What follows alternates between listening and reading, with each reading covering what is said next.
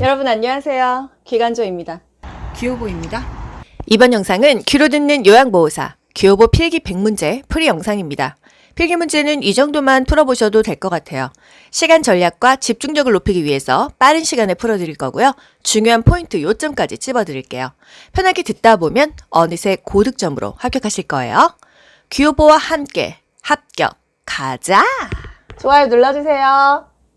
1번 노년기의 심리적 특성으로 옳은 것은 1. 외향성이 나타납니까? 내향성이 증가하죠. 안으로 파고들잖아요. 2번 의존성이 증가한다. 증가합니다. 의존하게 되니까요. 3번 의사결정이 빨라요. 뭐든지 느리죠. 결단이나 행동도 느려지고 매사에 너무 신중해지고 너무 망설이고 조심성이 증가하죠. 4번 친근한 사물에 대한 애착이 사라집니까?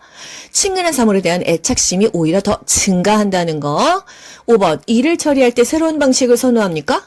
새로운 방식을 굉장히 두려워해요. 자신에게 익숙한 거, 습관적인 거, 그런 것만 고수하고 새로운 거 어려워합니다. 도전적인 일도 꺼려요. 그래서 이게 바로 경직성의 증가다. 이런 뜻입니다. 문제 2번. 다음 설명에 해당하는 노인의 심리적인 특성은 그냥 거기서 계속 문제가 나오는 거예요. 새로운 변화를 싫어한다 하면 여러분 딱 나와야 되죠. 왜? 경직되어 있으니까. 익숙한 습관이나 태도만 고집하고 도전을 꺼리고 두려워한다. 이거는 경직성의 증가입니다. 시험에 제일 많이 나왔던 문제예요. 3번. 노화에 따른 노년기의 특성 뭐죠? 유대감이 감소된다. 유대감 감소되죠. 정념퇴임하고 역할도 없고 내가 뭐 유대할 수 있는 사람 자체가 없으니까 조심성은 증가되고 우울증 경향도 증가되고 정서적인 의존성, 신체적인 의존성 다 증가되죠. 친근한 사물에 대한 애착심 자체도 더 증가합니다. 여러분 뭔가에 대한 애착, 물건에 대한 애착, 사람에 대한 애착은 결국 다 집착은 뭐죠? 저도 요즘에 마음을 비우려고 합니다. 뭔가를 집착하면 괴로워요. 4번 건강한 노화를 위한 방법으로 옳은 것은 뇌에 자극을 주는 활동을 한다. 이게 좋겠죠. 5번 수정확대 가족의 특징으로 옳은 것은 보기 볼 것도 없어요. 수정확대 가족 뭐예요? 성인 자녀가 그 근처 살면서 노부모 봉양하는 거, 보살피는 거죠. 뭐 케어 정도죠. 사실 봉양도 아니야. 그냥 뭐 오히려 노부모님한테 밑반찬 좀 갖다 드리고 자기도 좀 얻어먹고 김장 같이 담그고 뭐 이런 거겠죠. 노부모님이 아주 아무것도 못하시면은 계속 보살펴 드리지만은 또 도움 받는 것들도 있다. 그리고 부모 한 명이 미성년 자녀와 함께 사는 거 이런 거는 뭐 한부모 가정이고요. 조부모와 손자녀가 같이 사는 거 조손 가정이죠. 6번 노인 부양 문제를 개선하기 위한 방안으로 옳은 것은 1번 사적 부양에 의존한다. 사적 부양에 의존했나요? 공적 부양과 사적 부양을 협력적으로 병행해서 노인을 부양했었죠. 그리고 사적 부양보다는 공적 부양, 나라에서 도와주는 게 더 많아져야 된다 그랬어요. 2번 시설 입소를 우선시한다. 시설 입소보다는 노인이 최대한 가정에서 오래 살 수 있는 노인, 독립의 법칙 기억나시나요, 여러분? 시설 입소보다는 우리 뭐 어머니 아버지가 요양원 가시는 것보다는 가정에 최대한 계시면서 자녀가 돌보는 게 아무래도 더 삶의 질이 높겠죠. 3번 세대 간 분리를 강조한다. 젊은 세대 그리고 노인의 세대, 공감대를 형성하고 세대 갈등을 완화하려면 분리하는 게 아니라 어떻게 될까요? 통합을 해야 돼요. 노인 부양 문제 개선 방안으로 세대 통합을 증진해야겠습니다. 4번 노인 돌봄 정책을 강화한다. 그렇죠. 돌봄 정책을 강화합니다. 그래야 노인 부양 문제가 개선이 되는 거예요. 자녀들이 하루 종일 부모님을 어떻게 케어하겠어요? 일도 나가야 되는데, 그래서 뭐 데이케어 센터 또는 뭐 요양원, 방문 요양, 이런 노인 돌봄 정책을 강화하면 아무래도 부양 문제가 개선이 되겠죠? 5번, 노인 일자리 지원 사업을 축소하는 게 아니라 더 많이 만들어야 돼요. 독거노인한테 도시락 배달하는 일도 있고요. 또 노인들 청소하는 일, 또 뭐 복지관에서 하는 일들, 이런 것들 있잖아요. 노인 일자리 지원 사업을 확대시켜야 되겠습니다. 문제 7번 노인 부양 문제의 개선 방향으로 옳은 것은 노인 부양 문제 어떻게 해야 되죠? 나도 준비하고 사회도 준비해야 돼요. 그런 답이 뭐가 있을까? 1번 자녀에게 부양 부담을 부과한다. 과거에는 정말 자식이 다 돌봤잖아요. 그래서 오죽하면 고려정이 있었겠어요? 2번 노인 부양을 가족의 문제로 한정한다. 이건 가족의 문제만이 아니에요. 사회적인 문제입니다. 가족이 불행하면 사회가 불행해지는 거니까. 3번 소득의 재분배를 위해서 기초연금을 축소한다. 기초연금은 오히려 늘려야 되고요. 이것까지 요양보호사에서 다루지는 않는데 간호조무사 국가고시에는 나오잖아요. 왜 소득의 재분배야? 우리 4대 보험 강제로 뛰어가잖아요. 나라에서 국민이 어떤 위기에 처했을 때 그때 내가 도와줄 테니까 미리 강제로 뛰어가. 병원을 가면요. 젊은 사람은 뭐 4천 얼마가 기본료 아니에요? 그리고 노인분들은 1,500원으로 알고 있는데 건강보험료를 10만 원 낸 사람이나 뭐 지역보험 15,000원 낸 사람이나 뭐 50만 원, 100만 원 낸 사람이나 혜택은 똑같다는 거. 그래서 돈 많이 낸 사람이 돈 적게 낸 사람까지 좀 커버해줘서 그 소득이 다 재분배된다. 이건 약간 공산주의 느낌 아닙니까? 돈 많이 버는 사람한테 세금 많이 뛰어간다. 그래서 돈 없는 사람까지 조금 커버 쳐준다. 이게 바로 소득의 재분배를 한다 이 말이에요. 사회보험 제도를 통해서 세대 통합을 증진한다. 사회보험 제도는 나라에서 국민을 도와주는 거니까 세대의 통합을 증진한다. 세대 통합을 증진하는 게 뭔지는 몰라도 아무튼 좋은 것 같다. 또 돌봄 서비스에 대한 국가의 책임을 축소한다. 뭐 국가의 책임은 점점 늘어나는 추세입니다. 8번 노인 장기 요양보험 제도의 목적 뭐라 그랬어요? 어려운 국민을 도와서 어느 정도 삶의 질을 유지시켜주는 거라고 했죠? 그걸 일상생활이 어려운 노인의 가사나 신체 활동을 지원하는 것이라고 표현하면 되겠습니다.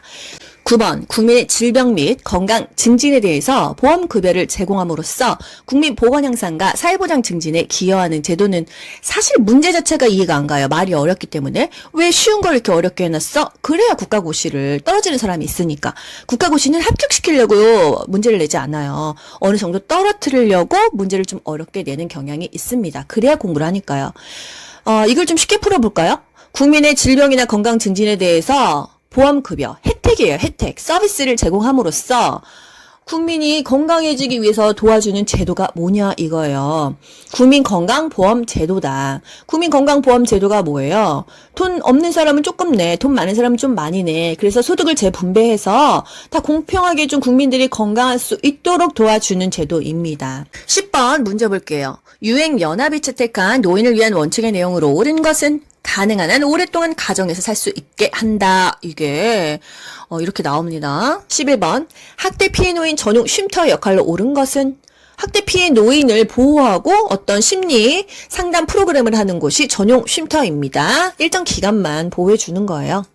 12번 다음과 같은 역할을 담당하는 곳은 요양보호사의 권리 침해에 관한 상담을 해준다. 역량 강화를 위해서 교육해준다. 건강검진도 해준다.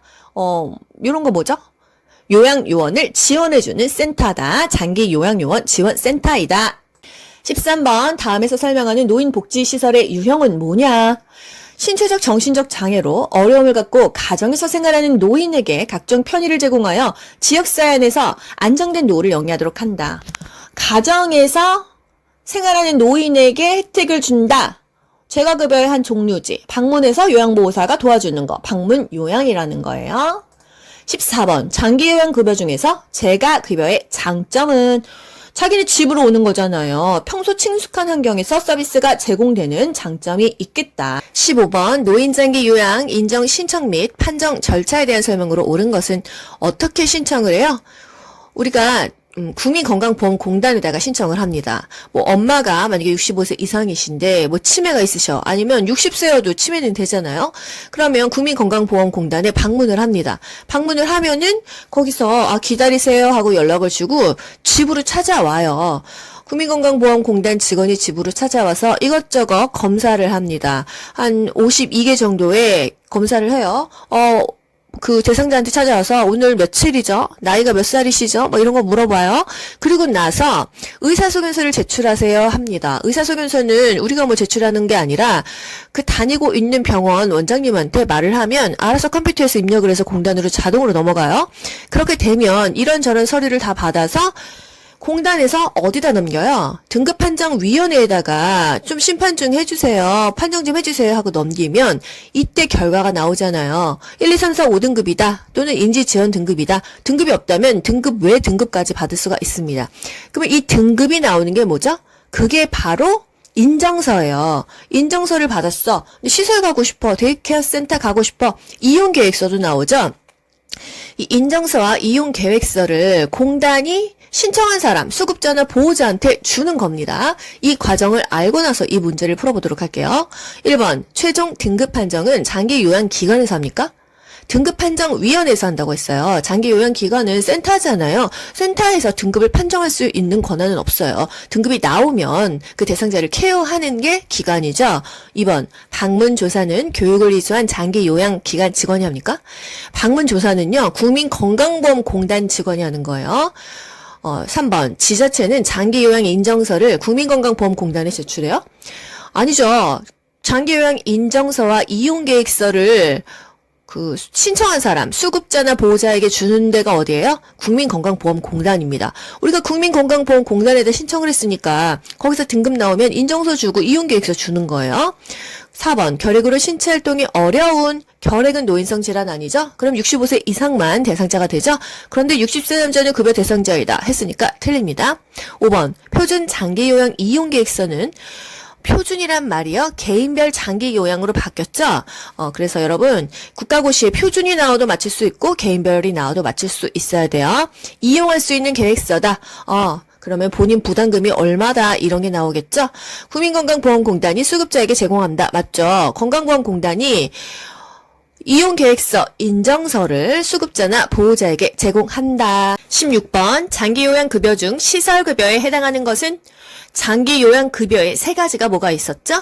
재가급여, 시설급여, 특별현금급여가 있었죠? 이 중에 시설급여, 노인 요양시설, 노인 요양 공동생활 가정이 있었어요. 이걸 찾으면 되겠습니다. 1번 단기보호. 단기보호는 뭐죠? 일정 기간 맡기는 거잖아요. 재가급여입니다. 2번 복지용구. 복지용구 대여를 얘기하는 거죠.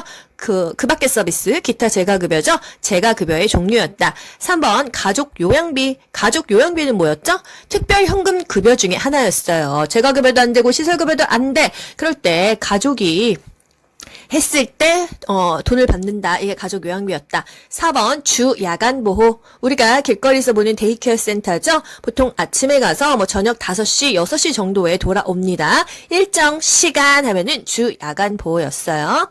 5번 노인 요양 공동생활 가정. 입소자가 9명 이내고 어느 정도 대상자의 상태가 좋을 때 공생 노인 요양 공동생활 가정을 갑니다. 조금 더 상태가 안 좋으신 분들은 시설에서 조금 더 의료진도 있고 좀 철저하게 관리를 받아야겠죠. 그래서 입소자가 10인 이상, 20인, 30인, 40인 그런 식으로 있을 때는 시설로 갑니다. 노인 요양시설로 가요. 요양시설. 이것도 구분하셔야 돼요. 입소자가 9명 이내이다. 그러면 공생이에요. 공동생활 가정. 입소자가 10명, 20명, 30명이다. 10명 이상이다 하면은 요양시설이다. 이것도 비교하셔야 됩니다. 이게 어디에 포함되어 있다고요? 장기요양 그 서비스 급여 중에서 시설급여에 이 공생도 있고 요양시설도 있다. 17번 장기요양 등급판정 대상자에게 발급하는 장기요양 인정서에 포함되는 내용으로 옳은 것은 문제가 길잖아요. 여기서 결국 물어보는 건 뭐예요? 인정서죠. 그러면 여러분 시험지에서 인정서에 동그라미를 치면서 푸시는 거예요. 중요한 키워드는 항상 동그라미를 치고 아닌 것에는 X표를 치시면 됩니다. 1번 본인 부담금. 본인 부담금 돈 얘기는요. 이용계획서라고 했죠. 2번 재가급여의 한도액. 한도액도 돈 얘기죠. 이것도 역시 이용계획서입니다. 3번 장기요양 급여의 종류. 서비스의 종류. 요거는 인정서예요. 확실히 모르겠다. 일단 표시하고 4번으로 넘어가 볼까요? 장기요양 이용계획. 이용계획은 이용계획서죠. 5번 보호자의 기본적인 인적사항. 대상자의 인적사항은 인정서에 나오지만 보호자의 인적사항은 인정서에 나오지 않아요. 그래서 서비스의 종류, 그 대상자의 이름, 나이, 주소 이런 인적사항, 등급이 가장 중요하죠. 그리고 유효기간 요게 나온 다음에 인정서이다. 인정서에서 가장 대표적인 것은 등급. 이용계획서는 돈 얘기가 나와야 된다. 18번 장기요양 기관의 비용 청구 및 재원에 관한 설명으로 옳은 것은 노인장기요양보험 재원 조달 몇 프로인지 다시 한번 짚어볼까요? 본인 부담금이 재가급여는 15%, 시설급여는 20%였어요. 국가 지원 나라에서 보태주는 거 20%, 또 보험료 공단에서 보태주는 거 60에서 65%였다. 이걸 알고 보기를 보자고요. 1번 국가는 보험료의 예상 수입액의 20%를 부담한다. 국가 지원 20%라고 했어. 맞는 것 같아. 2번 장기 요양기관은 본인 부담금을 보건복지부에 청구한다. 기관에서 만약에 엄마가 요양원 갔어요. 그럼 요양원에서 본인 부담금을 누구한테 청구할까요? 그 대상자한테 청구를 하겠죠. 그리고 그 나머지 부분은요, 공단에다가 청구를 합니다. 대상자도 돈을 내고 청구는 공단에다가 합니다. 건강보험공단에다가 장기요양급여를 청구를 합니다. 3번 장기요양보험료와 건강보험료는 통합회계로 관리한다. 우리 뭐 통합징수 배웠는데 이게 그건가? 여러분, 돈을 한꺼번에 받아가는 것은 통합징수예요. 그런데 여기서 별도로 운영한다고 했잖아요. 통합회계가 아니고 독립적인 회계라고 요거는 암기하셔야 될 것 같아요. 이 운영하는 것이 별도이다. 이 회계라는 게 돈을 받아가는 게 아니라 계산하는 거라서 별도로 운영한다. 독립적인 회계이다. 이렇게 기억할게요. 4번 장기요양기관은 의료급여 수급권자의 급여 비용을 전액 부담한다. 장기요양기관은 한마디로 요양원인데 요양원에서 돈 안 받고 자기네가 그 전액 부담할 거면 그거 운영을 하겠습니까? 전액 부담을 하는 케이스는 뭐가 있었어요? 국민기초수급권자는 본인 부담금이 없었고 저소득층 의료급여 수급권자는 법정 본인 부담금이 감면된다고 했어요. 40에서 60%. 그리고 만약에 전액을 부담을 해야 하는 곳이 있다고 한다면 그건 어디예요? 국가나 지방자치단체입니다. 그 공단 부담금이나 관리 운영비를 전액 부담하는 거는 국가나 지방자치단체이다. 기관은 아니다. 기관은 그 이익을 위해서 운영을 하는 건데 여기서 부담하지 않습니다. 5번 국민건강보험공단은 급여 비용을 연 1회 장기요양기관에 지급한다. 1년이면은 12달이에요. 뭐 받고 살아요, 기관은. 요양원 차렸는데 1년 동안 돈을 못 받으면 안 되죠? 그냥 매달 당월 지급하는 게 맞습니다. 여러분, 이 문제 조금 까다로웠지만, 그래도 중요한 건 뭐예요? 재원 퍼센트, 재가급여 15%, 시설급여 20%, 나라에서 20% 대준다. 보험료는 60에서 65%, 공단에서 대준다. 요거 알고 가시고 돈은 통합으로 징수하는데 운영은 별도로 해서 그것을 독립 회계로 한다. 이거 정도만 아시면 되겠죠. 19번 문제 비슷한 문제인데요. 하나 다시 볼게요. 장기요양기관의 비용 청구 및 지급에 관한 설명으로 옳은 것은 1번 수급자가 재가급여 비용을 전액 부담한다. 재가급여는 얼마큼 내요? 엄마가 재가급여 서비스 받아, 방문 요양 받아 15% 내는 거예요. 2번 지방자치단체장은 장기요양보험료율을 산정한다. 장기요양보험료율은요, 대한민국 다 똑같습니다. 서울이나 부산이나 제주도나 똑같아요. 그렇기 때문에 보건복지부 장기요양위원회에서 하지 지방자치단체장 그러면 그 지방마다 다 다를 수 있잖아요. 아닙니다. 3번 장기요양기관은 한마디로 이걸 요양원을 대입하시면 될 것 같아요.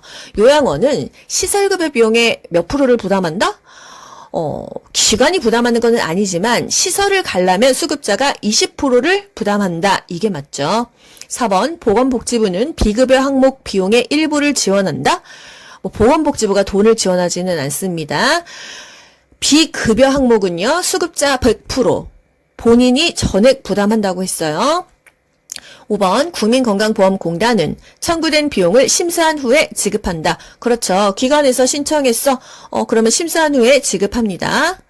되셨죠? 20번 인지기능이 저하된 치매 대상자의 일상생활을 돕는 방법으로 옳은 것은 치매 대상자 늘 습관적인 거 하던 거 익숙한 사람 좋죠? 1번 새로운 습관을 갖도록 도와준다. 이거는 치매 대상자에게는 적합하지 않아요. 2번 여가활동을 침상에서 하게 한다. 치매 대상자 어떤 운동이 좋다고 했어요? 서서 하는 운동이 좋다고 했습니다. 3번 가구를 바꾸어 기분 전환을 돕는다. 일반적인 대상자는 가능한데요. 뭔가 새로운 환경에 굉장히 좋지가 않다. 뭐가? 치매가. 4번 익숙한 사람과 규칙적인 생활을 하게 한다. 요거 맞죠? 익숙한 사람, 매일 걷던 길, 매일 가던 상가, 규칙적인 생활이 좋다.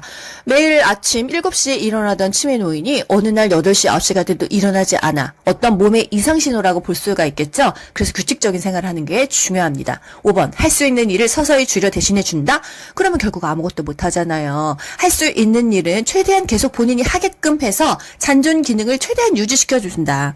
우리가 다 해주면 대상자는 결국 아무것도 못하니까요. 다 해주는 게 좋은 요양보호가 아니라 스스로 할 수 있는 것을 계속 할 수 있도록 만들어주는 것이 중요하다는 거. 21번 일상생활이 어려운 재가 대상자를 위해서 요양보호사가 대행할 수 있는 업무는 1번 텃밭 가꾸기. 이거는 소일활동이죠. 2번 관공서 방문. 요거 가능해요. 뭐였죠? 집 밖에서 하는 거 개인 활동 지원 서비스였어요. 3번 애완견 돌보기나 뭐 제사 음식 준비 건강 검진은 요양보호사가 관여하지 않습니다. 아시죠? 외출 시의 동행 일상 업무의 대행은 개인 활동 지원 서비스라는 거. 22번 대상자가 외출할 때 동행하는 방법으로 옳은 것은 일단 외출을 어디로 하는지를 아셔야 되겠죠. 병원을 가는 건지 산책을 가는 건지 마트를 가는 건지요. 그랬을 때 계획을 세워야겠죠. 만약에 병원을 간다고 하면 몇 시에 병원이 예약이 되어 있는지, 예약이 안 되어 있는지, 그리고 비용은 준비가 되어 있는지, 아드님이 뭐 카드는 주고 갔는지 이런 거를 다 확인해야 됩니다. 1번 구체적인 외출 계획을 세운다. 좋죠. 2번 보호자의 요구사항을 우선시한다. 우리는 항상 대상자의 요구사항을 우선시해야 돼요. 아들, 딸이 하라는 대로 하는 게 아니라 그 대상자, 어머니가 원하는 것을 해줘야 됩니다. 3번 요양보호사의 개인 업무를 병행한다. 사실 뭐 조금 병행을 하면 좋긴 하겠지만 그건 우리 입장이고 대상자 입장에서는 온전히 나를 위해서 시간을 쓰기를 원합니다. 그래서 아니죠. 4번 외출의 만족 정도를 누구한테 확인해요? 내가 외출을 누굴 데리고 갔어요? 대상자 데리고 갔죠? 그 대상자에게 확인하는 거지 보호자 뭐 아들 딸한테 확인하는 게 아닙니다. 5번 예기치 못한 일이 발생할 경우 동료 요양보호사와 상의한다. 동료 요양보호사가 나랑 그 수준이 비슷하단 말이에요. 그 이상의 좋은 해결이 안 나오겠죠? 센터장이나 그 더 높은 직책에 있는 사람에게 도움을 요청하는 게 좋습니다. 우리끼리 머리에서 아무리 쥐어짜봤자 좋은 해결책이 안 나와요. 경험이 없기 때문에. 23번 노인장기 요양보험 표준 서비스 중에서 정서지원 서비스를 제공한 것은 정서지원, 뭐 말벗 해주거나 대화하거나 의사소통하는 거였잖아요. 1번 목욕을 도왔다. 이거 뭐예요? 스킨십 갔으니까 신체활동 서비스죠. 2번 외출 시 동행했다. 외출 시 동행은 개인활동 서비스였어요. 그쵸? 3번 생활 상담을 해주었다. 맞죠? 4번 체위 변경 이거 역시 신체를 스킨십한 거니까 신체활동 서비스. 5번 화장실 이동도 왔다? 이것도 팔 붙잡고 갔을 거 아니에요? 신체활동 서비스였다는 거. 24번 요양보호사가 동기 유발자로서 역할을 수행한 경우가 뭐냐? 동기 유발자 아유 잘한다 잘하셨네요 이거죠. 1번 대상자의 보강 여부를 면밀히 관찰한다 관찰자죠. 2번 대상자의 심리적 문제를 가족에게 알린다 보고한다 정보를 전달한다는 거죠. 3번 숙련된 기술로 질 높은 서비스를 제공한다. 숙련된 수발자. 4번 대상자 스스로 신체활동을 하도록 격려한다. 격려한다. 잘하십니다. 동기유발자죠. 5번 대상자의 말을 경청하고 신뢰관계를 형성한다. 말벗이 되어주는 것이죠. 상담자의 역할이에요. 25번 요양보호사 관찰자 역할을 수행한 것은 1번 대상자의 입장에서 편들어준다.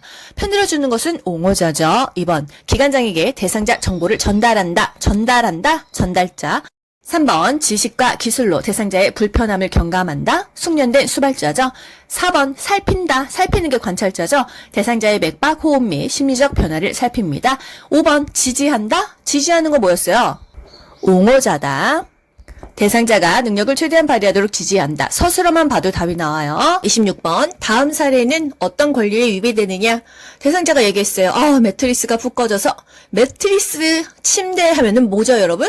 그냥 안락한이 연결되는 거예요. 그래서 문제 보지 않아도 매트리스 동그라미 안락한 이렇게 한 다음에 그리고 나서 그냥 한번 쭉 훑어보셔도 되는 거예요. 이렇게 빨리 넘어갈게요. 27번 다음 대상자가 침해받은 권리는 개인 물품에 설치하거나 이용하는 것은 허용하지 않습니다. 개인 물품 내 사물함에 설치할 수 없어? 좀 내 개인적인 취향을 무시하네. 개별화된 서비스를 제공받고 선택할 권리를 침해받았네. 그냥 딱 아셔야 돼요. 아시겠죠? 28번 다음에서 침해받은 권리는 휴대전화, 사진 촬영 이렇게 하면 딱 뭐 나오죠 여러분? 내 사생활이 지금 침해를 받았어요. 내 얼굴이 지금 막 어디 기사로 나오고 있어요. 내가 아무리 늙었어도 내 얼굴 마음대로 찍어가지고서는 자기가 라면 기부했다고 여기저기 올리면 너무 기분 나쁘겠죠? 사생활 보호가 안 되는 거예요. 휴대전화, 사진 촬영하면은 사생활과 비밀 보장에 관한 권리다. 문제를 다 읽고 보기를 보지 않아도 키워드만 동그라미 치면서 문제 답 이렇게 빨리 푸시면요.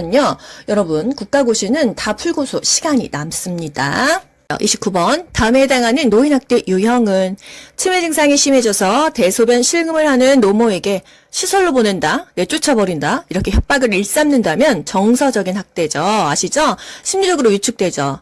30번 다음 내용에 해당하는 학대 유형은 물건을 파손하는 행위로 위협한다. 일부러 집어 던집니다. 집 밖으로 못 나가게 통제합니다. 뭐죠? 신체적인 학대예요.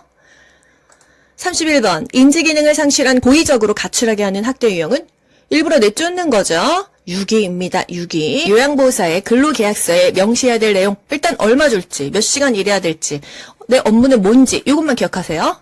1번 기간의 회계 기준 땡, 2번 직원 채용의 과정 땡, 3번 임금 및 구성 항목, 그렇죠. 임금 알아야 되겠죠. 월급 얼마 주는지 알고 취업하죠. 4번 표준 서비스의 분류, 5번 장기 요양 인정번호, 다 쓸데없는 보기죠. 33번 다음 중 언어적 성희롱에 해당하는 행위는 일단 말로 하는 겁니다. 세치 혀로 하는 거 뭐 있을까요? 여러분 서술어만 보세요. 1번 껴안는다, 이거 접촉이죠. 육체적 성희롱이죠. 2번 만진다, 육체적이죠. 3번 보여준다, 이거 시각적이죠. 4번 보여준다, 이것도 시각적이죠. 5번 묻는다, 뭘 물어? 과거 성관계 사실을 묻는다, 언어적 성희롱입니다. 여러분 서술어만 보고도 그냥 답이 딱딱 나와요. 34번 대상자로부터 성희롱 당했을 때 대처법은 의뢰한다, 대응한다, 알린다, 설명한다, 항의한다. 뭘까요? 일단 1번 대상자를 다른 기관에 의뢰한다. 이거는 요양보호사가 할 일은 아니에요. 2번 대상자에게 감정적으로 대응하면 안 된다고 했어요. 더 흥분한다. 3번 관리 책임자에게 피해 사실을 알린다. 이런 부분에 있어서 교육이 좀 강화돼야 된다고 생각이 드는데 좀 답답한 마음입니다. 4번 대상자가 받을 불이익에 대해서 설명한다. 이거는 우리가 그 앞에서 설명하면 뭐합니까? 5번 대상자의 행동에 대해 가족에게 항의한다. 이거는 차후에 열받으면 하도록 합시다. 일단 대처는요 조금 냉철하게 해야겠죠. 35번 다음에 해당하는 성희롱 유형은 음란한 사진 전송에 나 눈 버렸어, 고의적으로 엉덩이를 깠어, 노출했어, 눈이 버렸어요. 시각적 성희롱입니다. 36번 요양보호사가 지켜야 하는 행동 규범은 1번 좋은복지용군을 직접 판매한다? 아니에요. 우리 세일즈맨이 아닙니다. 2번 기관장의 지시는 선택하여 따른다? 마음은 사실 그러고 싶어요. 하지만 그냥 다 지시에 따른다는 거. 3번 대상자의 사적 정보를 외부 기관과 공유하면 안 되죠. 4번 급한 경우 보고 없이 근무지를 비울 수 있다? 안 됩니다. 급하더라도 전화라도 금방 할 수 있잖아요. 못하러 보고 없이 합니까? 5번 서비스 제공과 관련된 기술을 지속적으로 습득한다? 아주 좋아요. 37번 요양보호사가 지켜야 할 직업윤리 원칙은 1. 대상자보다 가족의 요구를 우선시한다? 아닙니다. 가족보다 대상자예요. 2번 업무 중간에 급한 개인적 용무를 해결한다? 안 됩니다. 그 시간은 온전히 대상자만을 위해서 쓰고 퇴근하면 개인적 용무 보세요. 3번 새로운 지식과 기술을 지속적으로 학습한다? 아주 좋죠. 4번 서비스 방법을 모를 때 계획을 수정하니 게 아니라 서비스 방법에 대해서 공부를 해야겠죠. 5번 친밀도를 높이기 위해 줄임말을 자주 사용한다? 친밀하지 않습니다. 반말 쓰면은 다 기분 나빠해요. 나이가 어린 사람들도 나이 먹은 사람이 나한테 반말하면 그렇게 좋지 않아요. 존중해주는 게 좋다. 하물며 나보다 나이가 많은 사람한테는 당연히 존칭을 써야겠죠. 38번 요양보호사가 직업윤리를 준수한 사례는 1번 제공해야 될 서비스 내용을 사전에 확인해야죠. 오늘 치매 대상자야. 인지자극훈련 나 몇 분 해야겠어. 어떤 훈련할까? 이런 거 머릿속에 다 집어넣어 가세요. 2번 대상자의 미미한 변동사항은 보고를 생략한다? 아닙니다. 미미한 변동사항이 크게 사고가 날 수가 있어요. 여러분 작은 것에 민감하셔야 됩니다. 몸이 안 좋은 분들이시기 때문에 미미한 변동사항을 내가 얼마나 예민하게 캐치하느냐에 따라서 그 사람의 나중에 삶의 질이 또 달라지잖아요. 조금 거동이 이상했어. 조금 말하는 게 어눌해. 이거 그냥 아이고 오늘은 컨디션이 안 좋으신가 보다 하고 넘어가면 되겠습니까? 이거 혹시 뇌졸중 전조 아닐까? 보고를 해야겠죠. 3번 서비스를 제공하고 며칠 후에 한꺼번에 기록해요. 오늘 일도 몇 시간 전 일도 기억이 안 나요. 바로바로 기록해야 돼요. 4번 업무의 장소에서 대상자에 관한 이야기는 제발 하지 마세요. 5번 요양보호사의 주관적 판단에 따라 업무를 수행한다? 객관적이고 지침에 따라서 하셔야 됩니다. 39번 요양보호사가 지켜야 될 직업윤리의 원칙은 1번 시설의 물품은 자신의 집으로 가져간다? 이러신 분 정말 있습니다. 커피 믹스 10개씩 한 주먹씩 집어가요. 이거 도둑질이에요. 2번 동료에게 자신의 근무를 대신해달라고 한다? 사실 공공연하게 이런 일이 있을 수도 있겠지만은 직업윤리에 이런 게 답이겠습니까? 3번 업무 중 알게 된 동료의 학대 행위는 신고해야 돼요. 내가 오늘 그 대상자가 하도 짜증나게 굴어가지고서는 어떻게 했었지? 이러면은 그 동료, 잘했다, 야. 나도 짜증나서 죽는 줄 알았다. 이러면 되겠어요? 이 학대 행위를 신고해야 됩니다. 4번, 대상자에게 자신의 힘든 상황에 대해 이야기한다? 대상자가 힘든 사람인데, 요양보호사가 거기 가서, 아이고, 난 남편하고 이혼 안 하고, 자식도 아프고, 돈도 없고, 이런 얘기 하면은, 그 사람이 동기부여가 되겠어요? 마음이 더 울적하고 우울하죠. 여러분, 아무리 힘든 상황에 있어도 긍정적인 말을 뱉고 웃는 사람을 옆에 두고 싶지, 눈물 질질 짜고 막 그런 사람은 사실 내 에너지가 너무 빨려서 옆에 두기 힘듭니다.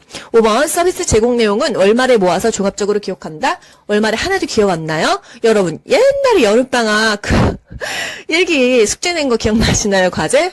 저도 한 달 거 몰아서 쓰는데 정말 죽는 줄 알았습니다. 날씨도 다 틀리고 뭐든지 그때그때 하셔야 돼요. 아시죠?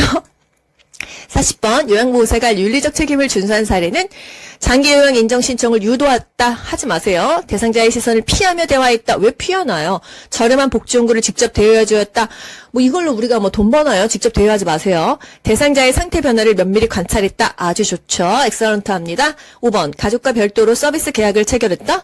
가족과 별도로 무슨 서비스 계약을 체결해요? 보호자가 다 알아야 됩니다.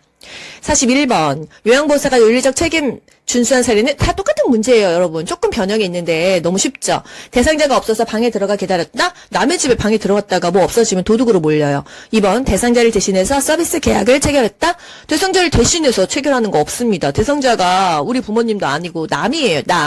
남을 대신해서 뭔가를 하면은 책임과 문제만 생깁니다. 3번 자신의 건강관리보다 업무 성과를 중요시했다.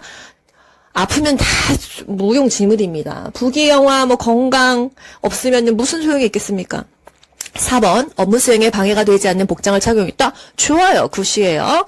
내가 일하러 가야 되고 가가지고 막 방바닥 닦아야 되는데 드레스 입고 가면 안 되겠죠. 5번 편하게 관리하려고 대상자의 머리를 짧게 잘랐다. 뭐 어느 정도 마음에 공감은 되지만요. 그러면 그 대상자가 자기 거울을 보면서 얼마나 마음이 심란하겠습니까? 그렇게 하지 말자고요.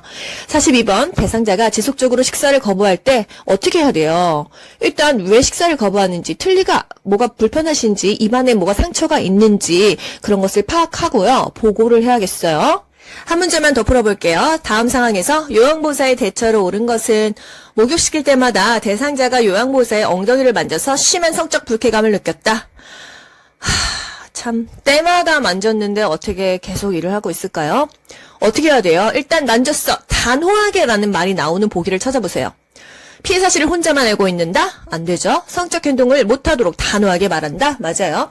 요인이 되면 그럴 수 있다고 넘어간다? 버릇을 나쁘게 만드는 거죠. 4번 기분이 나쁘다면 감정적으로 대응한다. 감정적으로 대응해봤자 소용이 없어요. 5번 동료 요양보호사 대상자를 서로 바꾼다. 그러면은 동료는 똑같은 일을 당하는데 이게 되겠습니까? 근본적인 해결이 안 되는 거예요. 사실 단호하게 사실 말한다 하더라도 그 다음에는 안 그럴까요?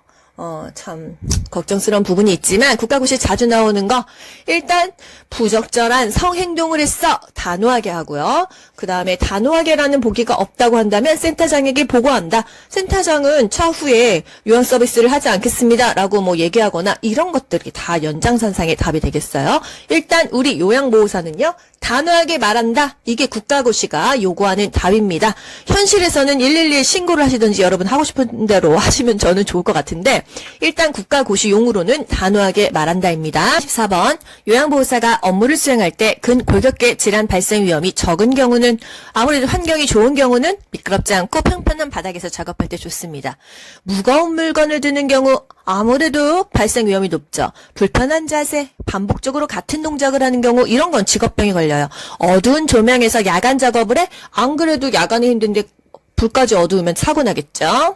45번 요통을 예방하면서 물건을 들어 올리는 방법으로 옳은 것은 보기 안 봐도 여러분 어떻게 해야 돼요? 무릎을 굽히고 허리를 꼿꼿이 세우고 자세는 낮추고 물건을 팔과 가까운 곳에서 들고 발에 지지면은 넓힌다. 이게 답이 되겠어요. 무릎을 굽혀 자세를 낮춘다. 46번 요양보호사가 감염을 예방하는 방법으로 옳은 것은 1번 기침을 할 때 손으로 입을 가리고 한다. 나이 있으신 분들은 손으로 가리고 하는 게 맞는 줄 아십니다. 하지만 어떻게 바뀌었어요? 이렇게 겨드랑이로 감싸고 하는 거예요. 2번 결핵 대상자가 완치될 때까지 접촉하지 않는다? 마음은 하고 싶지 않을 수 있지만 그럼 이 대상자는 누가 돌봅니까? 보호장구를 착용하고 한다. 마스크 장갑이요. 3번 머리니 감염 대상자와 수건을 공동으로 사용한다. 왜 굳이 공동으로 사용합니까? 대상자랑. 이 옳마요. 4번 오매 걸린 대상자와 접촉하여 증상이 나타나면 치료를 시작한다. 그럴듯하지만요. 증상이 없어도 치료하라고 했어요. 5번 노로바이러스에 감염된 후 2, 3일간 요양보호 업무를 중단한다. 맞죠? 이 손으로 요리하면 대상자도 노로바이러스 걸릴 수 있으니까요. 47번 옴에 감염된 대상자를 돕는 방법으로 옴 하면은 동시에 치료한다. 이게 답이에요. 뭐가 있어요? 대상자와 접촉한 사람은 증상 유무와 상관없이 동시에 치료한다. 그냥 답이 딱딱 이렇게 나오는 겁니다. 이런 건 빨리빨리 넘어갈게요. 48번 결핵 대상자를 돌볼 때 감염을 예방하는 방법으로 옳은 것은 일단 결핵이면요. 어떻게 해요? 1번 대상자가 완치될 때까지 격리한다? 아니에요. 코로나인가요? 2번 대상자와 접촉했을 때 결핵 검사를 받는다? 결핵 검사 받는 거 맞죠? 근데 뭐 2주에서 한 달 이후에 받는다? 이래도 맞아요. 3번 대상자가 접촉하기 전에 결핵약을 복용한다? 결핵약은요. 일단 진단이 나와야 주는 것도 있지만요.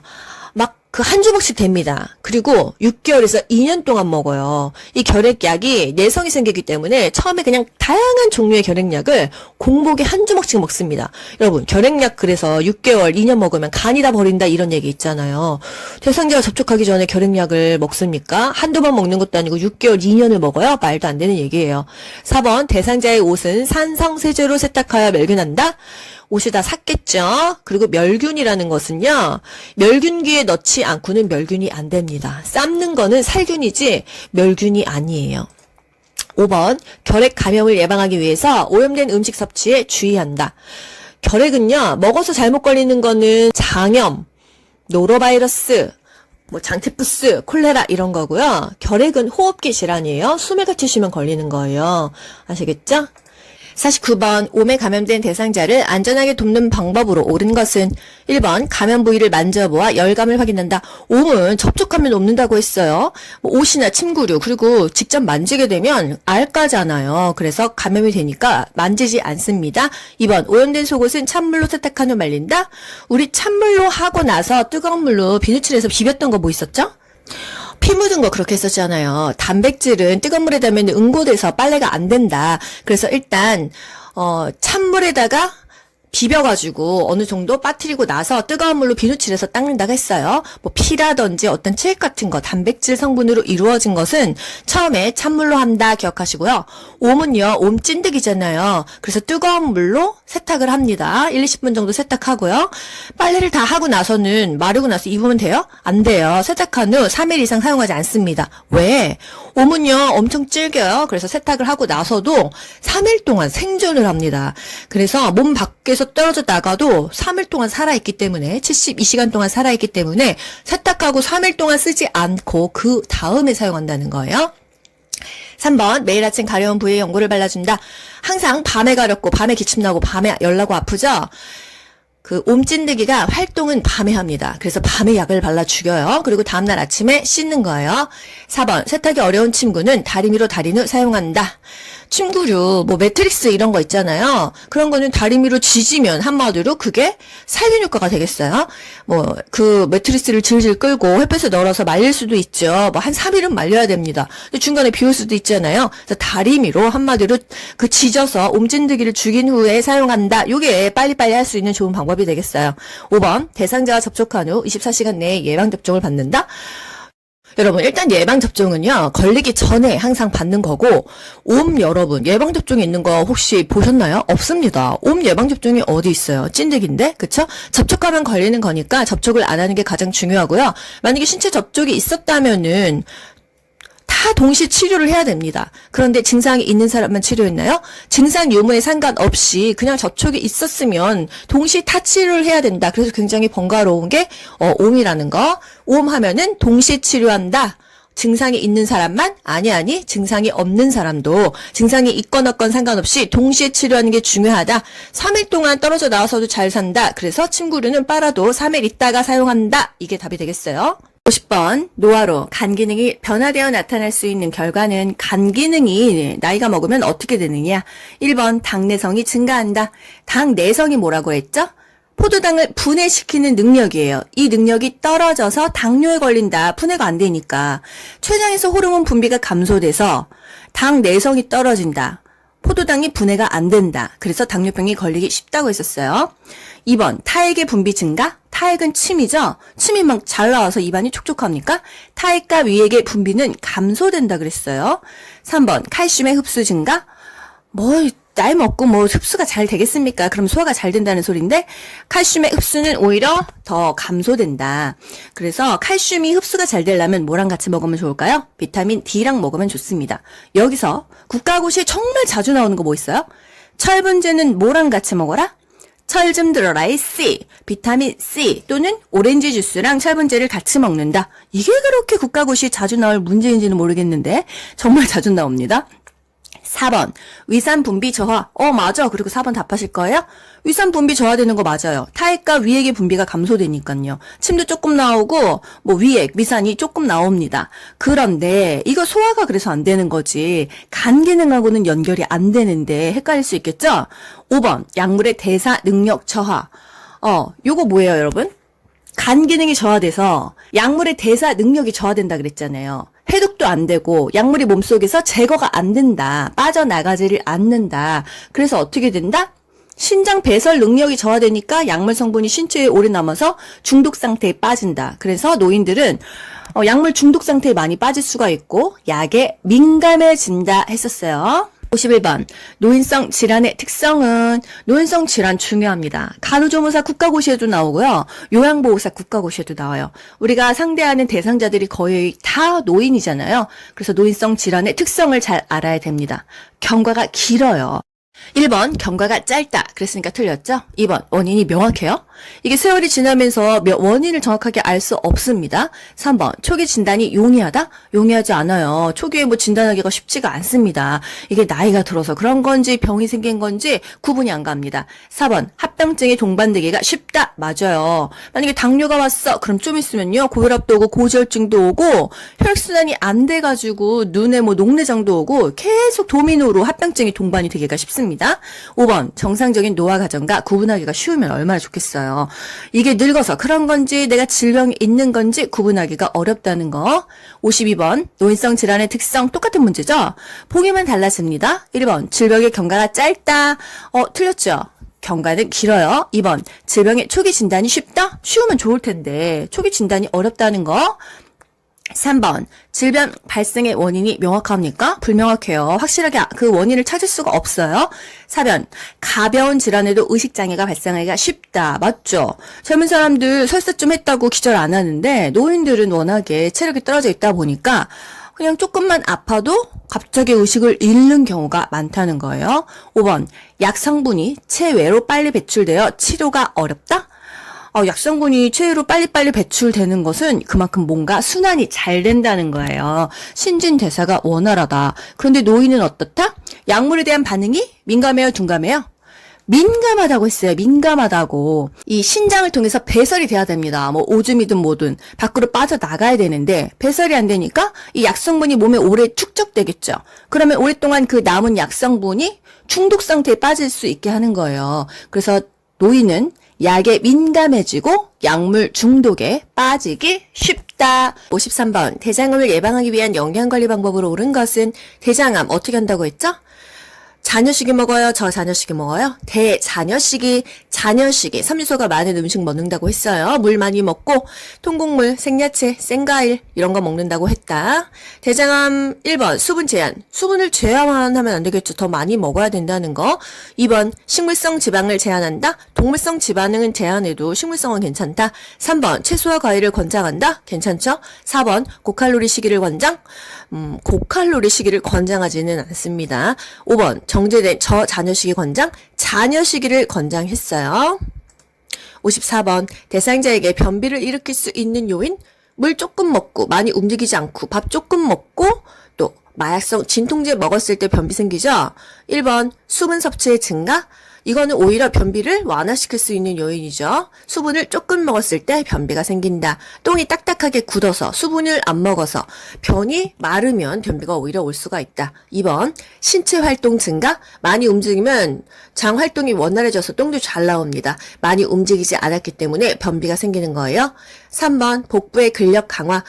배에 힘이 있으면 똥도 잘 나옵니다. 이건 아니죠? 4번 마약성 진통제를 복용했다. 요게 바로 변비의 원인인 거예요. 5번 규칙적인 배변 습관. 규칙적인 배변 습관이면 그 시간에 똥이 또 잘 나오기 때문에 변비가 생기지 않습니다.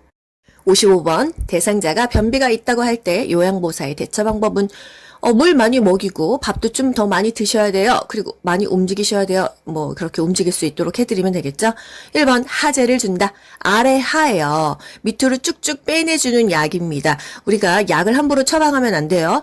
2번 좌약을 넣어준다. 의료행위니까 안 됩니다. 3번 식사량을 줄여서 제공한다. 식사량을 줄이면 오히려 더 변비가 생긴다는 거. 우리 많이 먹으면 똥매립잖아요. 4번 글리세린으로 관장을 해준다. 관장하는 것도 의료행위입니다. 안 돼요. 5번 변이가 생긴 즉시 화장실에 가게 한다. 규칙적인 배변 습관이 변비를 완화시킬 수 있다고 했잖아요. 우리가 화장실 너무 가고 싶습니다. 지금 똥이 나올 것 같은데 그때 잠깐 어떤 일이 있어서 참게 되면 어떻게 해요? 똥이 안 나옵니다. 똥도 골라요. 여러분 소변과 대변 중에서 그래도 참아도 괜찮은 게 뭐가 있을까요? 소변은 잠깐 참아도 된다. 오히려 방광 용적이 늘어난다. 뭐 너무 오래 참으면 당연히 방광이 안 좋겠지만요. 하지만 대변은요. 똥도 골라요. 그리고 변비가 생길 수 있어요. 변이가 생긴 즉시 똥이 마렵다면 즉시 화장실에 가게 한다. 규칙적인 배변 습관이 좋다는 거예요. 56번 천식 대상자의 증상을 악화시킬 수 있는 요인은 1번 금연. 금연하면 담배를 끊는 거잖아요. 악화가 아니라 오히려 호전되겠죠. 2번 복식호흡. 복식호흡 좋습니다. 우리 화났을 때도 복식호흡하고요. 명상할 때도 복식호흡해요. 3번 가벼운 실내 운동. 실내 운동이 천식이 좋죠. 실외에 나갔어. 꽃가루 날렸어. 그러면은 천식 생길 수 있고요. 갑자기 차갑고 건조한 공기에 나가서 천식 기침하죠. 4번 기관지 확장제 투여. 천식 대상자가 운동하러 나갈 때 기관지를 확장해 주잖아요. 오히려 더 좋다는 거. 5번 고양이 목욕시키기. 고양이 알레르기 없으신 분은 괜찮은데요. 막 털만 봐도 재채기 하고 하면 어떻게 돼요? 고양이 못 키우잖아요. 저도 고양이를 키우고 뭐 털이 온몸에 붙어 있는데 저는 다행히 뭐 알레르기가 없습니다. 57번 노화에 따른 호흡기계 변화로 옳은 것은 뭐 좋은 게 있겠습니까? 다 나빠지잖아요. 폐활량이 증가해요? 더 감소합니다. 2번 기침 반사 증가. 여러분 기침 반사는 좋은 거죠? 목에 뭐가 걸렸어. 그만 이러면서 가래도 뱉어내고 살에 걸린 것도 뱉어내는데 이제 나이가 먹으면 기관지도 좁아져요. 모든 게 다 좁아집니다. 뭐 혈관도 좁아지잖아요. 그렇기 때문에 기침 반사가 감소돼요. 그래서 노화가 되면 기침 반사가 감소된다. 증가되는 게 좋은 거니까. 3번 선모 운동의 감소. 필터링이 안 됩니다. 코에 털도 있어야 나쁜 것도 다 걸러주는데 감소된다. 요거 맞죠? 4번 코 점막의 건조함이 감소돼요. 나이 먹으면요 피부도 건조해. 코 점막도 건조해. 눈도 건조해. 다 건조합니다. 5번 기관지 내의 분비물 감소. 분비물은 오히려 많아집니다. 할아버지들 길 가다가 코 풀고 가래 칵 백화죠. 안 좋은 거는 더 분비물이 더 증가한다는 거. 문제로 볼게요. 58번 심장질환 대상자가 복도를 걷다가 어지럼증을 호소할 때 우선 해야 될 행동은 어지럽다 하면은 바로 그 자리에 앉히거나 그 전에 자세를 돌아간다 그랬어요. 침대에서 일어났는데 어지럽다. 그럼 다시 눕히는 거였죠? 걸어가다가 어지러워. 그럼 잠깐 앉아야 되는 거예요. 보기 사실 볼 것도 없습니다. 도움을 청하러 다른 데를 가면은 그 사이에 쓰러지겠죠. 안 되겠죠. 옆에를 지켜줘야 돼요. 59번 심부정증 대상자를 돕는 방법으로 옳은 것은 1번 매일 체중을 측정한다. 괜찮죠? 체중 측정하라고 했어요. 왜? 부종 정도를 확인하기 위해서. 2번 식사량을 늘려 제공한다. 아까 뭐라 그랬어요? 식사를 소량씩 섭취하고 염분, 수분, 고지방, 고콜레스테롤을 제한하라고 했어요. 3번 계단 오르기 운동을 격려한다. 계단 오를 때 숨이 차다고 했잖아요. 하지만 금연과 규칙적인 운동은 격려한다고 했습니다. 4번 항상 탄력 스타킹을 신게 한다. 피 더 안 통하겠죠. 5번 온 냉탕을 오가며 목욕하게 한다. 심장 질환자가 금지해야 될 게 냉탕 온탕 왔다 갔다 하면서 혈액순환 갑자기 잘 되면 어떻게 해요? 심장 마비 오죠. 그래서 우리 사우나 가면 뭐라고 써 있습니까? 심장 질환자, 임산부, 술 먹은 사람은 사우나에 뭐 들어오지 마세요. 이거 붙여놓잖아요. 심장이 안 좋으면 이 온도 변화에 민감하다는 거. 60번 퇴행성 관절염 대상자의 만성 통증을 완화할 수 있는 방법으로 옳은 것은 퇴행성 관절염 하면은 수영하고 연결하셨어야 되죠. 1번 체중을 늘린다. 체중을 줄여야 관절염, 무릎이 더 안 아프겠죠? 2번 매일 등산을 한다. 등산은 오르고 내리면서 체중 부하가 때문에 관절염 환자한테는 더 좋지 않습니다. 3번 수영한다 좋죠. 4번 고섬유질 식이를 섭취한다. 그 식이섬유소를 많이 먹는 거는 변비를 예방하는 거예요. 그리고 뭐 대장암 환자들이 먹죠. 5번 비타민 C의 섭취를 늘린다. 비타민 C는요, 여러분 철분제 먹을 때 흡수가 안 되니까 비타민 C랑 먹어라 기억하시죠? 철 좀 들어라 이 C. 비타민 섭취를 늘렸고요. 퇴행성 관절염은 뭐를 먹었죠? 비타민 D를 먹었죠. 칼슘 플러스 비타민 D를 먹었다는 거 기억하세요. 61번 복합성 요실금 있는 대상자를 돕는 방법으로 옳은 것은 복합성 요실금 하면은 어떤 관리해야 됐죠? 살 빼야 됐잖아요. 비만 관리를 한다, 체중을 조절한다, 살 뺀다, 그쵸? 1번 비만 관리를 한다. 요게 답입니다. 2번 웃음요법을 권장한다. 기침, 웃음, 재채기, 달리기, 줄넘기 하면은 오히려 복부의 압력이 증가해서 오줌이 나온다고 했어요. 3번 매일 줄넘기를 시킨다. 줄넘기 하면은 오히려 소변이 나옵니다. 4번 수분 섭취를 제한한다. 수분을 오히려 더 잘 먹는다고 했어요. 그래서 방광 기능을 유지한다. 5번 식이섬유가 적은 음식을 제공한다. 식이섬유소가 풍부한 채소와 과일 섭취를 해서 변비를 예방해야지 요실금도 예방할 수가 있습니다. 비만은 복부 내 압력을 증가시키니까 체중 조절하고 변비를 예방해주고 골반 근육 강화 운동을 하는 게 요실금의 좋은 답이겠죠.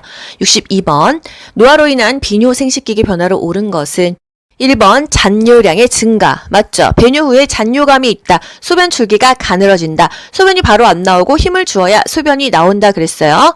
2번 방광 용적의 증가. 방광 용적이 작아져서 오줌이 찔끔찔끔 나온다고 했습니다.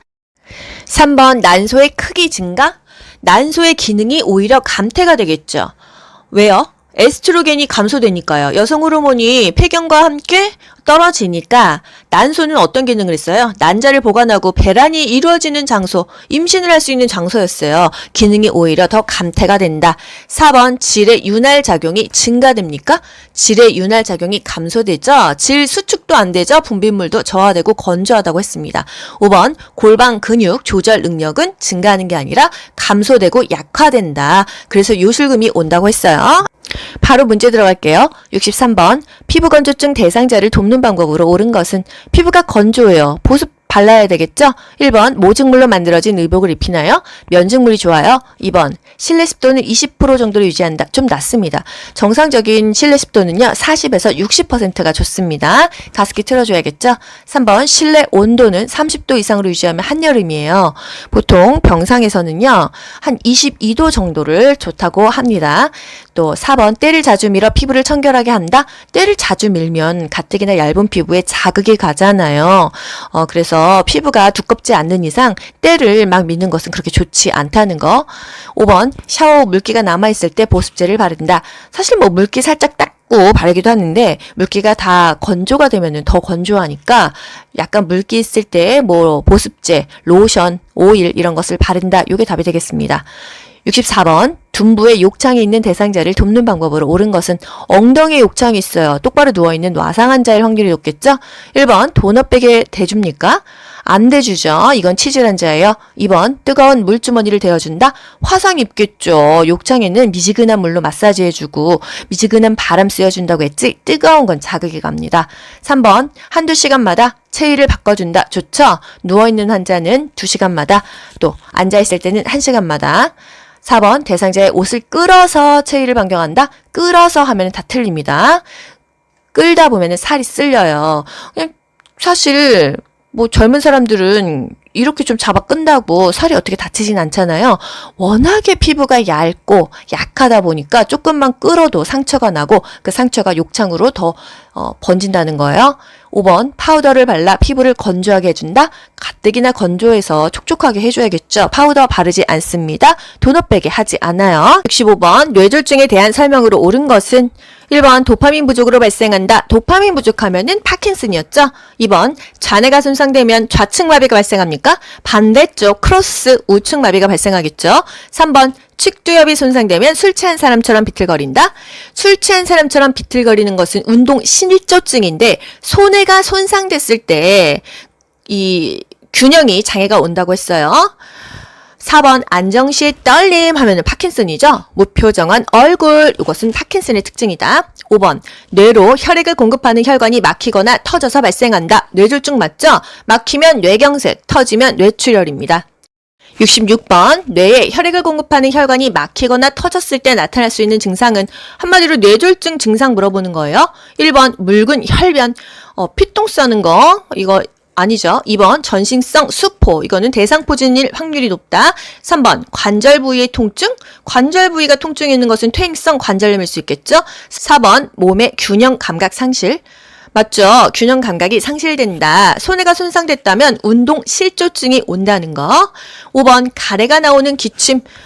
어느 정도 적당한 가래는 다 누구나 나오는데요. 만약에 점액성의 화농성 가래다, 끈적끈적한 고름 가래다 하면은 우리 호흡기계에서 배웠던 만성 기관지염이겠죠? 67번 다음의 방법을 통해서 예측할 수 있는 질환은 말을 해보기 해서 발음이 정확한지 확인한다. 웃어보기 해서 입모양이 좌우 대칭인지 확인한다. 여러분 뭐죠?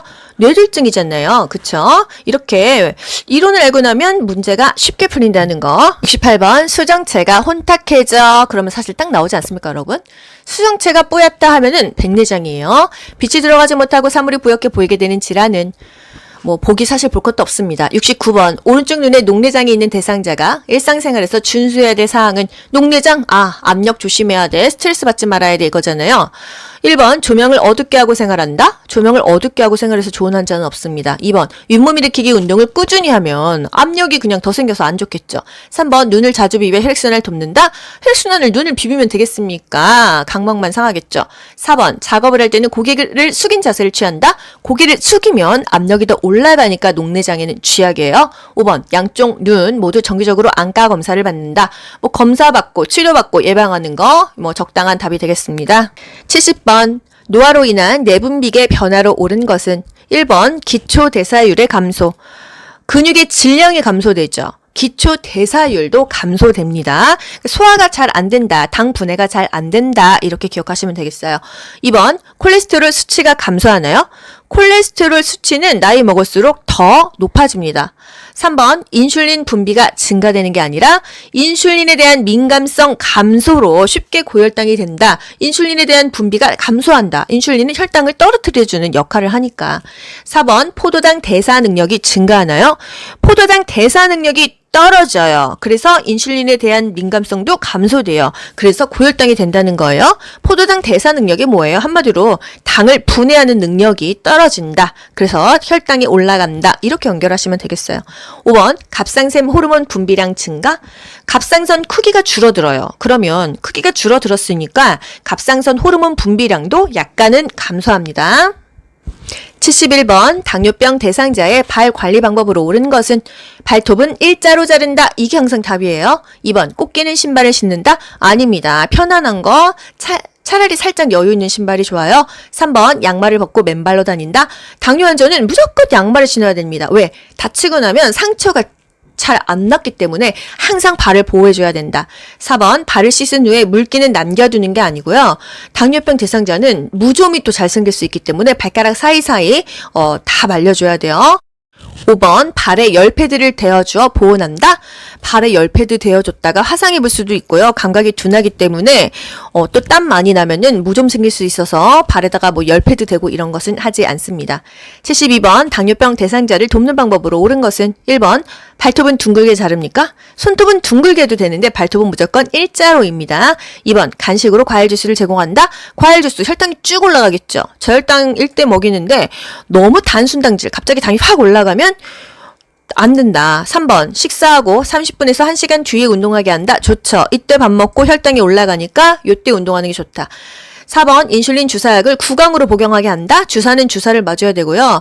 구강으로 먹어야 되는 것은 경구용 혈당 강화제입니다. 인슐린은 구강으로 복용할 수가 없는 게 좀 아쉬운 부분이에요.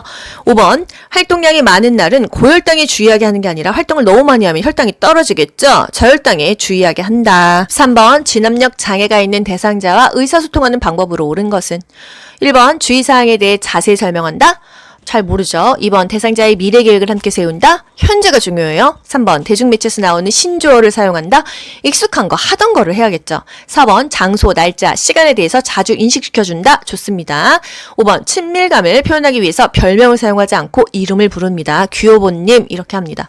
74번 노인 우울증의 특징은 1번 밤에 숙면을 취하는 게 아니라 낮잠 잔다고 했죠. 밤에는 배회한다. 2번 증상이 명확하게 나타납니까? 이게 우울증인지 뭐 치매인지 그냥 먹어서 그런지 정확하지 않아요. 3번 주변에 대한 관심이 많아져요. 만사다 귀찮습니다. 4번 친근한 물건에 대해 애착이 증가합니까? 이것은 그냥 노화의 하나의 증상이지 우울증은 다 그냥 갖고 싶은 것도 없고 먹고 싶은 것도 없고 하고 싶은 것도 없고 가고 싶은 것도 없습니다. 5번 두통, 소화불량 등의 신체 증상을 호소한다? 저 이거 보고 약간 뜨끔한 게 제가 머리 아프고 소화가 잘 안 되는 때가 많습니다. 뭐 시험 시즌이라든지 계속 영상만 만들 때 저도 알 수 없는 이런 증상이 호소가 되는데 이게 바로 우울증인가? 저도 지금 이런 생각이 드네요. 15번 진압력 장애가 있어 화장실을 찾지 못하는 대상자를 도울 수 있는 방법은 1번 복도 끝을 가리키며 왼쪽으로 가세요라고 한다. 가리켜도 잘 모릅니다. 2번 하던 일을 마무리해야 해요 하면 기다리게 한다. 3번 조금 전에 알려드렸잖아요. 기억을 상기시킨다. 4번 사무실 쪽을 쳐다보면 저기 가서 물어보세요 라고 한다. 5번 데리고 가서 화장실 표시가 있는 여기로 들어가세요 라고 한다.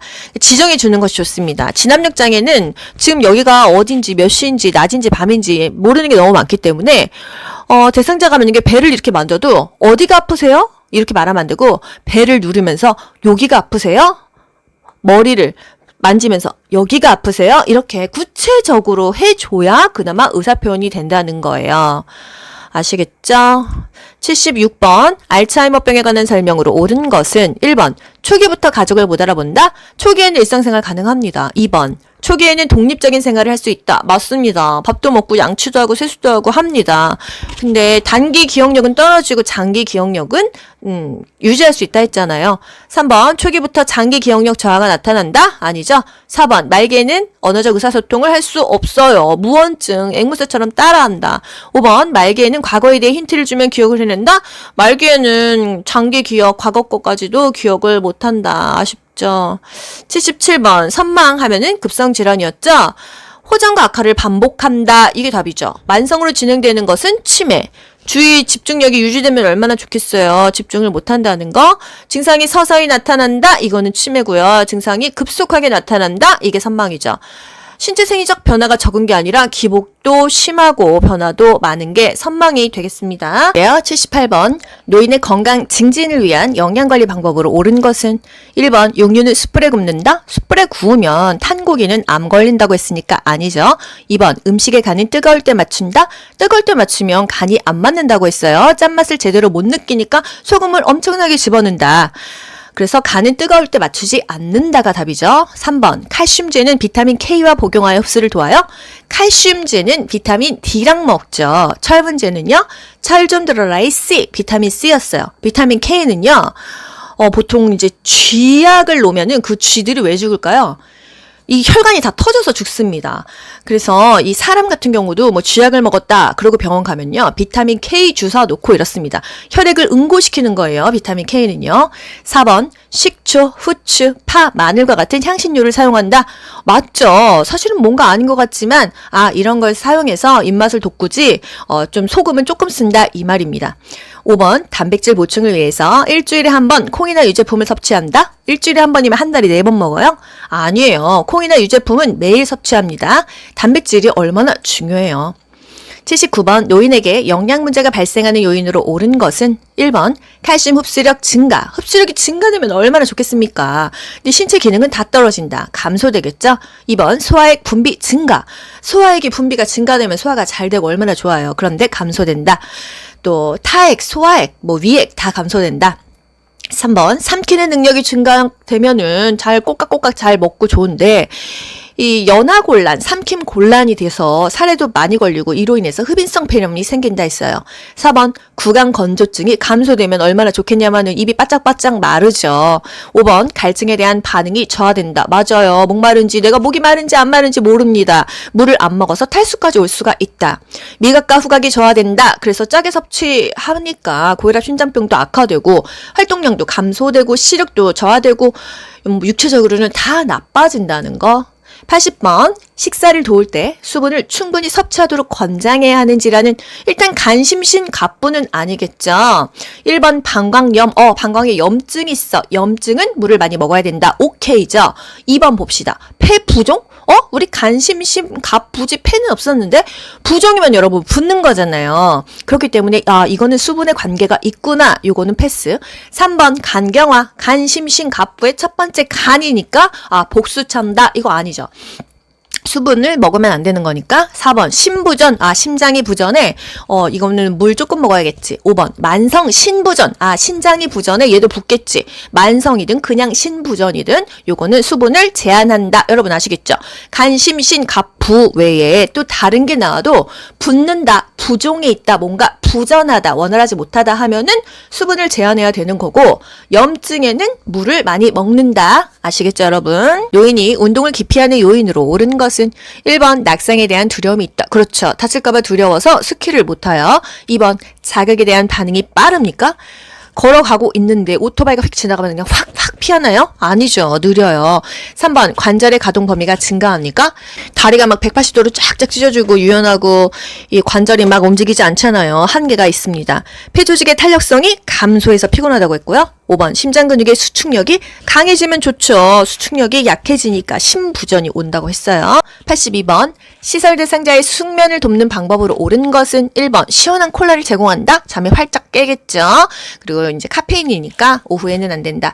2번 수면제를 장기간 복용하게 한다. 오히려 숙면 안 돼요. 3번 취침 전에 고강도 운동을 하게 한다. 이 잠자리에 들기 전에는 과한 운동을 하지 않습니다. 스트레칭 정도 괜찮죠? 4번 옆 대상자가 시설에서 코를 골면 다른 방으로 옮겨준다. 좋죠. 코 고는 사람들만 모아놨으면 좋겠습니다. 5번 잠이 오지 않는다고 하면 텔레비전을 시청하게 한다. 사실은 뭐 텔레비전 보다가 잠이 들기도 하는데 그러면 어때요 여러분? 텔레비전에 드라마에 나왔던 그 내용에 꿈을 꿔요. 저 같은 경우도 유튜브 틀어놓고 자잖아요. 유튜브 내용대로 꿈을 꿔요. 그래서 제가 이 귀간조, 귀요보, 국가고시 이 시즌 임박했을 때 여러분에게 밤에 들으면서 자라고 하는 게 이 무의식적으로 밤에 꿈까지 꾸면서 머릿속에 저장이 돼서요. 내가 왠지 그냥 확실하진 않지만 이 보기를 찍었는데 이게 답이 맞는 경우가 많아요. 그래서 잠이 오지 않는다고 하면 사실 텔레비전, 유튜브 안 보는 게 좋긴 한데 시험이 임박하셨으니까 여러분은 수험생이기 때문에 유튜브 재생 목록 들으면서 주무셔도 괜찮습니다. 잠 잘 자시잖아요, 여러분. 잠 안 와서 막 맨날 밤새 공부하고 이러신 분 없는 것 같아요. 83번, 숙면을 돕는 방법으로 옳은 것은 1번, 오후에 카페인 음료를 준다? 줄여야겠죠. 2번, 잠이 올 때까지 텔레비전을 보게 한다? 오히려 각성돼서 잠이 안 온다는 거. 3번, 밤잠이 부족한 경우 낮잠을 자게 하면 밤에 더 안 자고 숙면이 안 되죠. 4번, 매일 일정한 시간에 잠자리에 들게 한다? 이거 맞죠. 뭐 잠이든 밥이든 규칙적으로 하는 게 좋다. 운동도 마찬가지고요. 5번, 잠자리 직전에 과격한 운동을 하면 안 좋다고 말씀드렸어요. 뇌졸중 대상자가 성생활에 대해서 고민을 했어요. 그럼 내가 요양보호사로서 어떻게 얘기해 줘야 될까요? 성생활 한다고 뇌졸중이 악화되는 건 아니에요. 이렇게 얘기해 주라고 합니다. 1번 성생활은 하지 않는 것이 좋아요. 사실 저는 이게 더 좋지 않나 싶은데 성생활로 뇌졸중이 악화되지는 않는데요. 근데 아무래도 막 피가 쏠리고 이래가지고 무리는 가지 않을까 싶은데 요게 답이라는 거. 3번 윤활제는 사용하지 않는 것이 좋아요. 건조하기 때문에 사용하면 좋습니다. 4번 뇌졸중 치료제를 드시면 성기능이 좋아져요? 그렇지는 않죠. 뇌졸중 치료제는 뇌졸중 치료하는 거지 성기능은 비아그라잖아요. 비아그라 잘못 먹으면 또 심장마비 올 수도 있어요. 5번 체위 변화를 위한 기구는 성생활에 도움이 되지 않아요? 이게 몸이 너무 불편하신 분들도 성생활을 하고 싶으면 기구를 써도 괜찮다는 거. 우리가 성적인 문제에 대해서는 뭐 쉬쉬하는데 사실 성생활 한다고 뇌졸중이 악화되는 건 아니다. 내가 몸이 좀 아프다고 해서 이 삶의 질을 포기할 수는 없다. 왜? 성적 욕구는, 성적 표현은 인간의 기본 욕구니까 성욕과 식욕은 분리할 수가 없다는 거죠. 85번 편의점에서 구입할 수 있는 상비약은 1번 항생제, 항생제는 무조건 병원입니다. 2번 이뇨제 병원이죠. 3번 수면제도 수면 유도제는 약국에서 팔 수가 있지만 편의점에서는 안 팔아요. 4번 해열 진통제 요거 팔죠. 감기약 팔죠. 파스 팔죠. 소화제 팔죠. 요 정도는 팔고 있다는 거. 5번 혈압 강화제 편의점에서 이런 거 구입할 수 있으면 뭐 좋긴 하겠지만 남용, 오용이 되겠죠. 86번 철분제 복용하는 방법 뭐예요, 여러분? 보기 안 봐도 너무 뻔하죠? 비타민 C, 철 좀 들어라 이 C, 오렌지 주스. 답 2번 되겠습니다. 철분제를 녹차에 타서 복용하겠습니까? 어지러움증이 있을 때마다 복용하게 한다. 코팅된 약을 삼키기 힘들 때는 쪼개서 복용하게 한다. 쪼개면 안 된다고 했어요. 복용을 잊은 경우 따블로 먹는다. 요것도 아니라는 거 여러분 답이 너무 술술 보이시죠? 계속 반복하시다 보면은 정말 문제를 5초 안에 푸는 기적을 여러분들이 느끼시게 될 거예요. 86번 흡연이 건강에 미치는 영향으로 옳은 것은? 흡연을 하면 아무래도 건강이 안 좋겠다. 이게 답이겠죠? 1번 성기능이 향상된다? 그럼 대한민국 남자들 다 담배를 피겠죠. 당연히 안 좋아집니다. 왜? 혈액이 안 좋아진다고 했잖아요. 심혈관 질환이 발생하면 발기는 이게 혈액이 깨끗하고 순환이 잘 되고 피가 잘 통해야 발기되니까 담배를 피면 성기능이 더 떨어질 수도 있다. 2번 후각과 미각이 향상돼요? 아니죠. 감소돼서 단짠을 못 느껴서 음식을 짜게 한다고 했죠. 3번 혈중의 산소량이 증가하겠습니까? 이산화탄소량이 증가하고 일산화탄소량이 더 많아지겠죠. 4번 간접 흡연 시 폐활량이 증가해요? 간접 흡연도 나쁘다. 아시죠? 5번 심혈관 질환 발생 위험이 증가한다. 당연히 맞죠. 87번 금연에 나타나는 변화로 옳은 것은 무조건 좋아진다가 답이에요. 1번 성기능이 감소한다. 땡. 2번 기대수명이 감소한다. 기대수명이 아무래도 금연하면 조금이라도 좋아진다. 3번 손상된 폐기능이 악화된다. 금연했는데 왜 악화돼요? 4번 심장병 발생 위험 감소하죠. 5번 혈중 산소량이 정상보다 감소한다.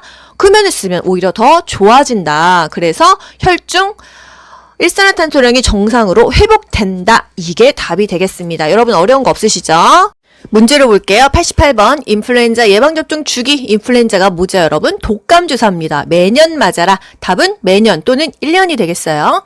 89번 노인이 10년마다 추가로 받아야 하는 예방접종. 우리 파디하자고 했죠? 10년마다 파디하자고. 파상풍과 디프테리아. 여러분 보기 안 봐도 그냥 답이 딱딱 나오시죠? 90번 폭염에 노출되었을 때 안전수칙으로 옳은 것은? 여러분 보기 안 봐도 머리에 딱 뭐가 떠오를까요? 시원하게 해준다, 찬물 마신다 이런 거죠. 1번 야외 활동을 격려한다. 밖에 지금 35도 40도로 불볕 더위가 있는데 밖에서 조금만 나가 있으면 쓰러지죠. 2번 따뜻한 물로 통목욕을 시킨다.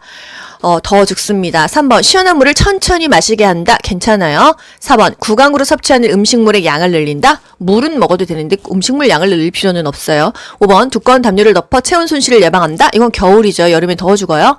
91번 겨울철 생활안전 수칙으로 옳은 것은? 겨울철은 따뜻하게 해줘야 되고 해 쬐일 때 돌아다니는 게 좋죠. 1번 손을 주머니에 넣고 걸으면 넘어지면은 이게 손으로 못 짚으니까 그냥 바로 그냥 골절 심하게 엉덩방아 찌면 또 고관절 나가겠죠. 2번 두꺼운 옷을 여러 겹 입는 게 아니라 얇은 옷을 여러 겹 입어야지 두껍게 너무 여러 겹 입으면 둔해지잖아요. 3번 새벽보다 낮 시간에 운동한다. 노인들 새벽에 진짜 운동하러 나갔다가 새벽에 담배 피러 나갔다가 뇌졸중 걸리는 경우 많습니다. 4번 실내 운동보다 실외 운동을 권장한다.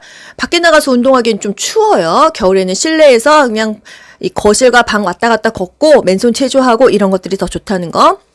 5번 따뜻한 곳에 있다가 바로 차가운 곳으로 나간다. 이건 무슨 뭐 일부러 극기 훈련하는 건 아니잖아요. 이렇게 되면 뇌졸중이 더 올 수가 있으니까 조심해라. 바로 문제 볼게요. 92번 요양보호사가 업무 내용을 기록하는 목적은? 아까 기록의 목적 뭐였죠?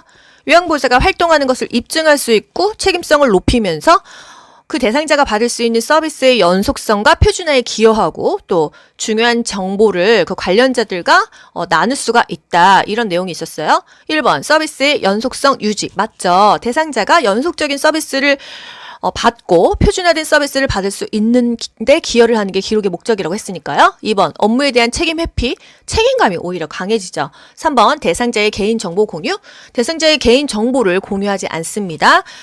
개인정보 누설하게 되면 2년 이하의 징역 또는 2천만 원 이하의 벌금을 받을 수가 있어요.